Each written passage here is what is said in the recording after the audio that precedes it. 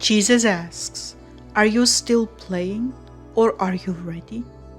What's coming is horrendous. June 12, 2016. Words from Jesus through Sister Clare, spoken by Jackie.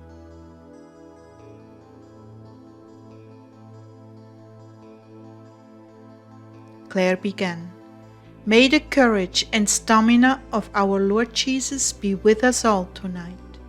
Ezekiel just had a warning dream that I want to get out to you right away.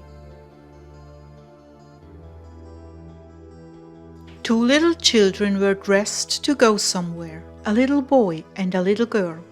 They were going out, and they were sitting in the sandbox and playing with a spoon, a little shovel, and a little bucket, caught up in their playing in the sand. All of a sudden, a man that looked exactly like God the Father, with beautiful silver hair and a silver beard, came walking around the corner, and the children, when they saw him, they realized, "Oh my gosh, we're supposed to be ready to go, and we're not ready."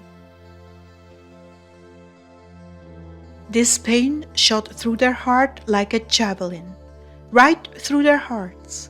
He was not being menacing or intimidating, but there was this power coming forth from his heart like a javelin, and it went right through their hearts when they realized, "Oh, we were supposed to be ready." And in the dream, the javelin went right through his heart, and it hit him physically. He could feel it in his chest, so hard that he couldn't get out of bed for 15 minutes. When I saw the look on his face, I said, "Honey, are you okay?" Ezekiel believes that it was a warning dream for us not to be slack in prayer. The Lord asked us to pray for the country. Our prayers really matter. They're very powerful. Don't be distracted by your life and your circumstances. Stay in prayer for our nation and be ready. Be ready. Don't be playing around. Be ready. That is so important to Him. He needs our prayers and He needs us to be ready. None of us really has any idea of what this event is going to be like. It is going to be overwhelming and petrifying at the same time. It's going to be something so powerful and so incredible that it's gonna literally knock us off our feet. And if we're not ready and we've forgotten the urgency of the hour and the warnings the Lord has given us, and we're sitting there in our little sandbox with our shovels and our spoons and our buckets, just playing, it's going to be really bad for us. The Lord needs our prayers and we're not ready. It's gonna be really bad. And the Lord is warning us, don't put this off. Be ready now. So please, I've taken this to heart and I'm definitely going to check my behavior and the way I'm using my time. And I pray that you will take this to heart too. Jesus began, "Well, I wanted to take this occasion to tell my brides, you know you are on the threshold, right now, any minute, and I don't want anxiety to overtake you, thinking you will not be raptured. You know who you are, you have been told. I've confirmed it through my servants. I've given you teachings on it. All that is left for you is to have faith in my mercy." What is coming is horrendous in scope, and there will be unavoidable isolations. That is when you are to cleave to me with all your heart and soul. Until then, pray with one another, but when it all happens, pray for each other and stay tightly holding me as I hold you. The wind will be ferocious, but in my arms it will be a gentle breeze. That is why you mustn't, for a moment, lose your focus and look outside of me.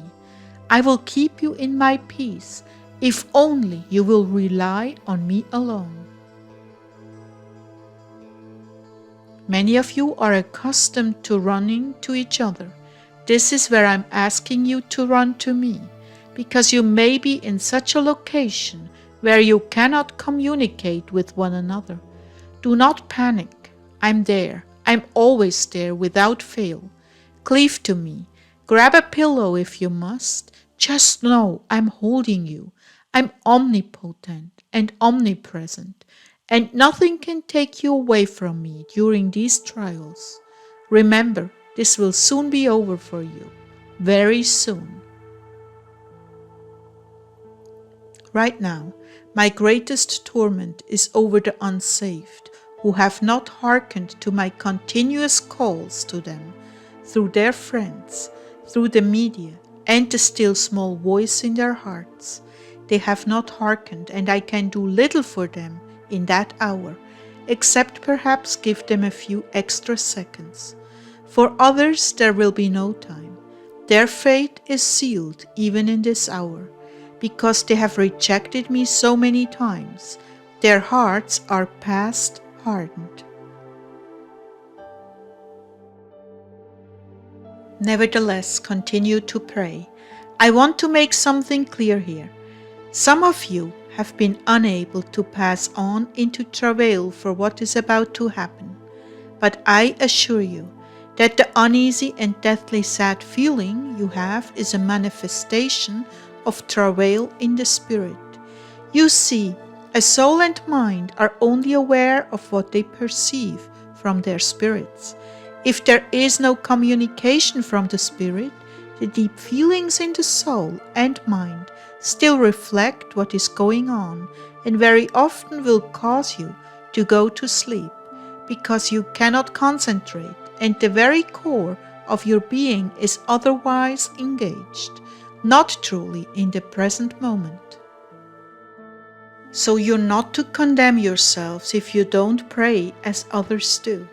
You have your portion, and someday I will show it to you. Some of you have such gifts and dispositions of pride that it is better for you not to know the intensity of your prayers. I wish you would trust me on this, Clare. I'm speaking with you, beloved. I'm sorry, Lord, I'm otherwise engaged, I said almost teasingly.